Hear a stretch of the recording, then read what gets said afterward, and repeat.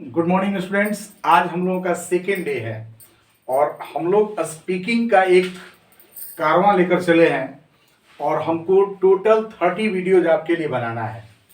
पहला वीडियो मैंने बनाया है, ये सेकेंड वीडियो है और इस 30 वीडियो के बाद हम लोग को अंग्रेजी बोलना सीख जाना है। I mean we should start to speak English fluently. हम लोग स्टार्ट कर देंगे अंग्रेजी बोलने के लिए। सबसे पहले मैं ये बता दूंगा कि किसके किसके लिए आवश्यक है। अगर आपके घर में बच्चा 3rd स्टैंडर्ड में होगा उसको भी ये समझ में आएंगी, और जो ग्रेजुएट होंगे और जिनको शौक होगा कि काश मैं अंग्रेजी बोलता, तो अंग्रेजी बोलने के लिए जो हमारे पास प्रॉपर्टी होना चाहिए, जो संपत्ति होना चाहिए, वो हमारे पास वैकैब होना चाहिए, स्ट्रक्चर होना चाहिए। इसके बाद कोई भी चीज आता है। अगर आपसे कोई कहता है कि आपके अंदर कॉन्फिडेंस होना चाहिए, you should not have hesitation, आपके पास हेजिटेशन नहीं होना चाहिए, तो ये सारी चीजें बाद में आती है। सबसे पहले आपके पास एक सिंपल स्ट्रक्चर होना चाहिए, जैसे is, am, are, was, verb, has, have, had, will be, may be, should be. इसका एक प्रॉपर हिंदी जो हमारा जो नहीं देखा होगा प्रथम वीडियो, फर्स्ट वीडियो देख ले, उसमें सारा चीज बताया है। आज मैं बताने वाला हूं, ठीक है, कि इंट्रोगेटिव वर्ड्स, जितने भी प्रश्न पूछने वाले वर्ड हैं वो टोटल हमारे 9 हैं। टोटल इंट्रोगेटिव वर्ड्स यानी कि जितने भी हमारे इंट्रोगेटिव वर्ड्स हैं, इंट्रोगेटिव वर्ड्स, उस इंट्रोगेटिव वर्ड्स का हम लोग यूज, हिंदी और यूज जानेंगे आज। टोटल उसका यूज और हिंदी। तो इंट्रोगेटिव वर्ड्स टोटल हमारे 9 हैं। उस 9 में सबसे जो पहला हमारा है वो है हु, और हु का हिंदी होता है कौन, चाहे किसने। दूसरा हम लोगों का वर्ड है हुम, जिसका हिंदी होता है किसका या किसे, किसको और किससे। तीसरा हम लोगों का वर्ड आता है वो होता है हुज, और इसका हिंदी होता है किसका। चलिए, ये होता है किसके, और इसका होता है किसका और किसकी। और फोर्थ हम लोगों का वर्ड आता है वो होता है विच, जिसका हिंदी होता है किस, कौन सा और कौन सी। खूब बढ़िया से इसको देखिए बेटा, हु, होम, हुज, विच, ये 4 वर्ड। और बाकी के जो हमारे वर्ड है 5th, 6th, 7th, 8th और 9th, हाउ हो गए, व्हेन, वाई, व्हाट और वेयर, ये आपके 9 हैं। इसी 9 वर्ड का स्पीकिंग में यूज है और इसी पे हम लोग टोटल, यानी कि हमारी इंग्लिश की जो लैंग्वेज है उस लैंग्वेज में यूज करते हैं। अगर क्वेश्चन पूछना होता है तो इसी का, तो स्पोकन इंग्लिश में इंट्रोगेटिव वर्ड्स, ये हिंदी। हाउ का हिंदी आप जानते हैं कैसे होता है। अगर जो बच्चा 3rd स्टैंडर्ड में होगा तो वो जान दे कि कैसे होता है।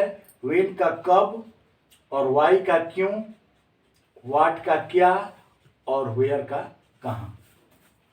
और बेटा आज हम लोगों को जो जानना है, ये जानना है कि आखिर इसको हम किसी वाक्य में कैसे यूज करेंगे, सेंटेंस कैसे बनाएंगे। क्योंकि आप जानते हो कि हाउ आर यू कहते हैं, आप कैसे हो, हाउ आर यू, तो हाउ के साथ आर कहते हैं तब यू कहते हैं। हाउ के साथ हाउ यू आर क्यों नहीं कहते हैं हम, इसी चीज को जानना है। और ये अगर हम जान लेते हैं तो हमें लगता है कि हमारी स्पीकिंग जो है बहुत सुंदर हो जाएगी और हमारे अंदर कॉन्फिडेंस हो जाएगा। जैसे देखिए, एक वर्ड हम लेते हैं आपका विल और बी, डबल हेल्पिंग वर्ब वाला विल भी लेते हैं, विल बी, जिसका हिंदी होगा होगा या होगी। और इसमें से पहले इजी लेते हैं, इसमें से किसी एक को लेते हैं। मान लीजिए कि हम वाई को लेते हैं, WHY, वाई, ठीक है। तो विल बी के साथ वाई का यूज कराएंगे आप। और एक सीखिए, एक सीखिए बहुत बेहतरीन ढंग से। देखिए, इसे इंट्रोगेटिव वर्ड्स कहते हैं, चाहे इंट्रोगेटिव प्रोनाउन कहते हैं। क्या होता है कि अगर आपको यूज करना होगा वाई का, तो आप क्या करोगे, स्ट्रक्चर में सबसे पहले वाई लिखोगे, यानी कि इस 5 में से कोई भी लेना हो, इसके बाद डबल हेल्पिंग वर्ब, यानी कि जैसे मान लीजिए कि विल ले लिए तो double helping verb will lay लिए। विल के बाद आप यहां पे क्या करोगे, सब्जेक्ट लिखोगे और सब्जेक्ट के बाद यहां पे बी लिखोगे। तो असली यही सीखना है बेटा कि वाई विल सब्जेक्ट बी और तब यहां पे नाउन या एडजेक्टिव का हम यूज करेंगे। जैसे तुम क्यों कल वहां होगे, तुम कल क्यों वहां होगे।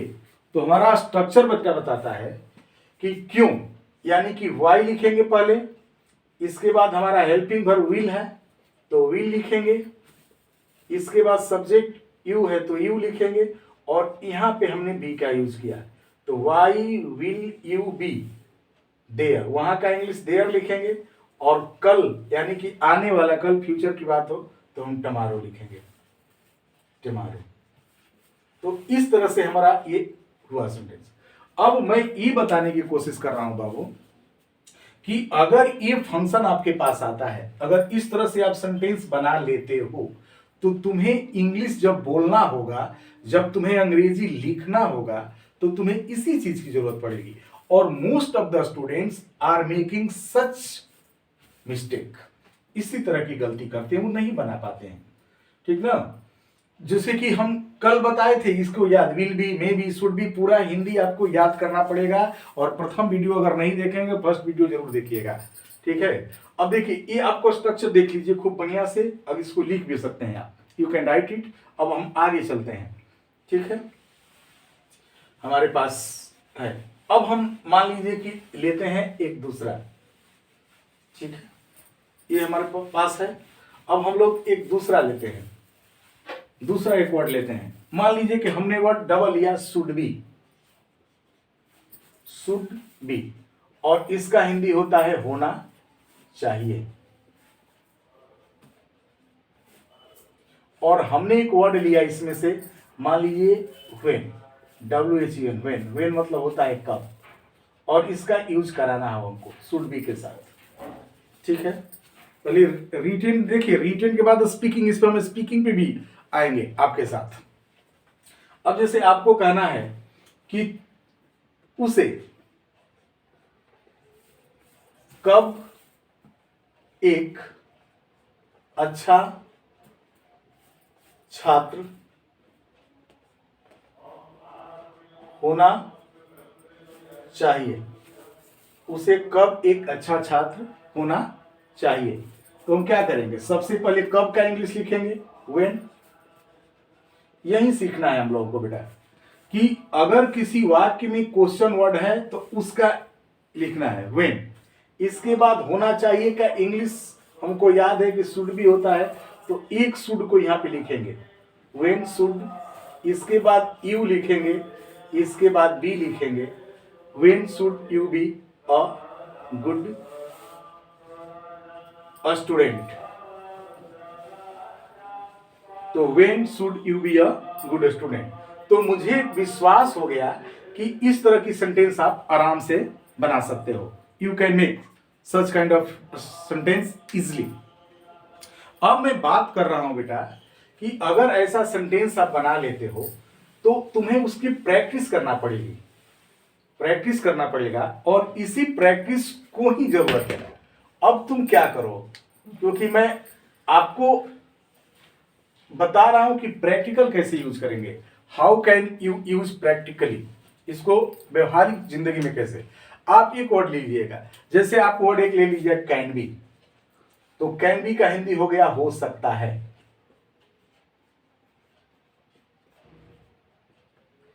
कैन बी का हिंदी हो गया हो सकता है। अगर आपको एक सेंटेंस हो, ठीक है, इसमें से किसी एक वर्ड को ले लीजिए, मान लीजिए कि वेयर ले लिए, वेयर, और इसका हिंदी होता है कहां। आप प्यारा सा सेंटेंस अगर बनाते हो अपने मन से, ठीक ना, कि मुझे एक चाहे मैं एक खिलाड़ी हो सकता हूं, तो आप क्या बोलोगे? I can be a player.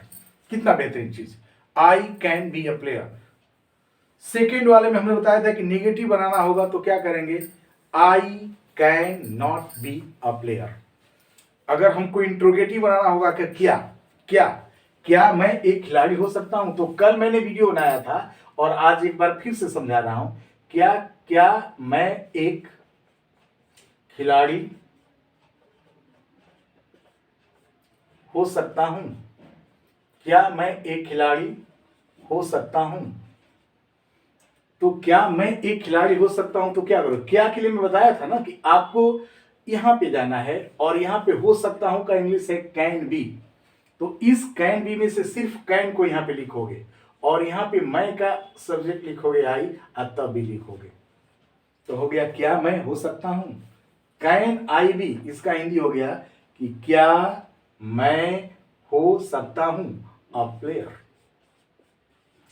क्या मैं एक खिलाड़ी हो सकता हूं, can I be a player. अगर आपको कहना हो कि कहां मैं एक खिलाड़ी हो सकता हूं, तो यहां पे लिख देंगे कि where can I be a player. मैं कब एक खिलाड़ी हो सकता हूं, when can I be a player. मैं कैसे एक खिलाड़ी हो सकता हूं, how can I be a player. तो मेरा मतलब है बेटा कि आप अगर हिंदी आपको कंप्लीट है कि वाई का, वेन का, वेयर का, वाट का क्या हिंदी होता है, is, am, are, was, were, has, have, had. तो अगर आपको हिंदी अगर याद है तो कोई दिक्कत नहीं है। आप हिंदी नहीं याद करते हो, आपके माइंड में सीट रहता है बेटा कि हमको याद है। देखो, जैसे आपके सामने मैं एक प्रेजेंट कर रहा हूं सेंटेंस, ठीक है, और ये सेंटेंस है जो कि आपको मैं कल बताया भी था, ठीक है ना। सेकेंड डे है, मैं कहा कि 30 वीडियो आपके पास आएगी, उसमें आपको एक पूरा जितनी भी जरूरत है एक सामान्य ढंग से, if you want to speak fluently और with confidence, then how much English you should have, I think I can give you. मैं तुम्हें दे सकता हूं, अब मैं तुम्हें दूंगा। अब जैसे देखो सेंटेंस हो कि तुम्हारे पास क्यों किताबें नहीं थी। तुम्हारे पास क्यों किताबें नहीं थी। अब मान लीजिए कि सेंटेंस को आपको बोलना है कि तुम्हारे पास क्यों किताबें नहीं थी। तो तुम्हारे पास क्यों किताबें नहीं थी इस शब्द को कहना है, तो अगर आप अपने से इसको बनाइए, तुम्हारे पास क्यों किताबें थी, तो होगा वाई। क्यों का इंग्लिश हो जाएगा वाई। पास थी का इंग्लिश हमको याद होगा कि पास थी का इंग्लिश हैड होता है, तो हैड लिखेंगे, वाई हैड। इसके बाद यू लिखेंगे और यहां पे नॉट लिखेंगे, तो why had you not books.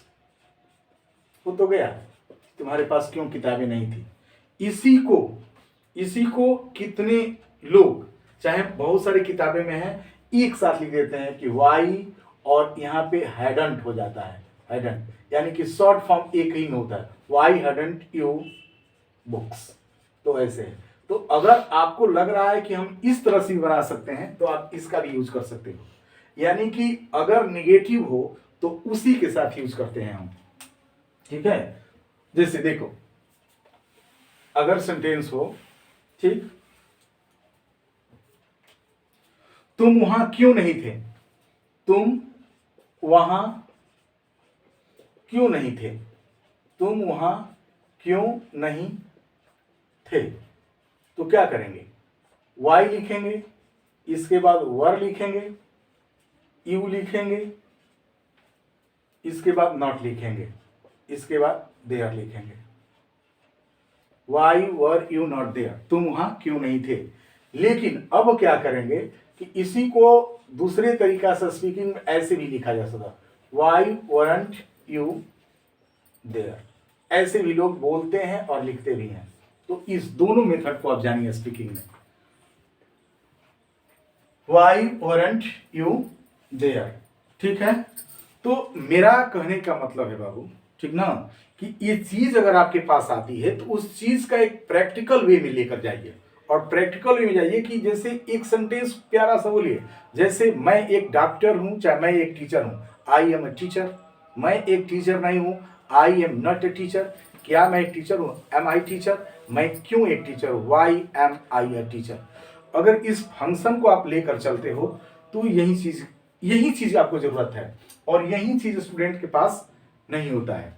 ठीक है, और राइट वे में समझने की कोशिश करें आप। ये दूसरा दिन है आपको।